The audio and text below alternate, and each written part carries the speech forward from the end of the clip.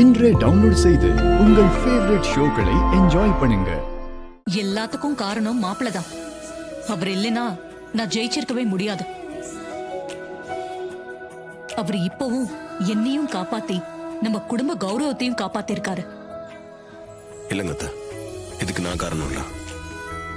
இது வரைக்கும் நீங்க யார விரோதின்னு நினைச்சிட்டு இருக்கீங்களோ அவங்கதான் நீங்க ஜெயிச்சதுக்கு காரணம்.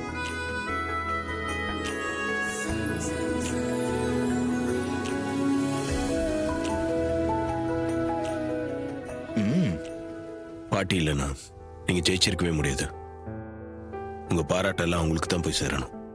ஆமாமா, ஹாஸ்பிட்டல்ல கூட நீங்க பாட்டிக்கு நன்றி சொல்லாம வந்துட்டீங்க. அவங்க செஞ்சது ரொம்ப பெரிய விஷயம். நீங்க ஜெயிக்க அவங்க அடிபட்டு ரத்தம் எல்லாம் செஞ்சிருக்காங்க. அவங்களுக்கு நம்ம திரும்பி ஏதாவது செய்யணுமா? ஆமாமா, நம்ம பாட்டிக்கு கண்டிப்பா ஏதாவது செய்யணும். நீங்க ஜெயிக்கணும்னு பாட்டி மட்டும் இல்ல, பாட்டியோட ஊர் ஜனங்களும் உங்களுக்கு ஓட்டு போட்டிருக்காங்க. அக்கா, நம்ம பாட்டிக்கு என்ன செய்யலாம்னு சொல்லுங்க. பாட்டியை நம்ம வீட்டுக்கு கூட்டிட்டு வந்து பெருசா விருந்து வச்சு சந்தோஷப்படுத்தணும். அதாம்மா என் ஆசை. ஆமாமா, அக்கா சொல்றதுதாம்மா கரெக்ட். பாட்டியை கூட்டு வந்து விருந்து வச்சா ரொம்ப சந்தோஷப்படுவாங்க. அக்கா, இந்த விருந்து வைக்கிறதெல்லாம் தேவையில்லாத வேலை. அந்த கிழவி நமக்கு செஞ்ச பாவத்துக்கு முன்னாடி இதெல்லாம் ஒரு பெரிய விஷயமே இல்ல. அந்த கிழவி ஏற்கனவே நம்ம குடும்பத்தோட எப்படா வந்து ஒட்டிக்கலான்னு காத்துட்டு இருக்கு. இப்ப நாம விருந்து வச்சோம்னா அதையே அட்வான்டேஜா எடுத்துக்கிட்டு நம்ம கூட வந்து ஒட்டிக்கும். அதனால தேவையில்லாம விருந்து வச்சு வம்ப விலை கொடுத்து வாங்கிக்காத.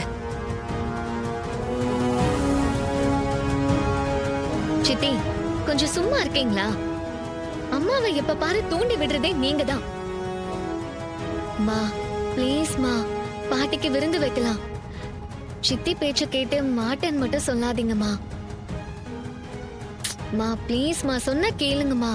மா ப்ளீஸ் மா, இந்த ஒரு தடவை மட்டும்மா.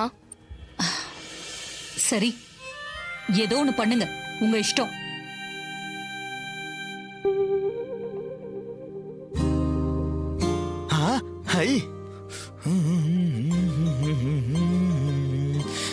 பாய். ரேவதி, அத்தை இதுக்கு எதிர்ப்பு தெரிவிக்கல. அதான் மறைமுகமா ஏதோ ஒண்ணு பண்ணுங்கன்னு சொல்லிட்டு போறாங்க. நீ போய் பாட்டியை கூட்டிட்டு வந்துரு, தூள் கலப்பலாம். ஓகே சரி மாமா. சரி, போய் கூட்டு வா.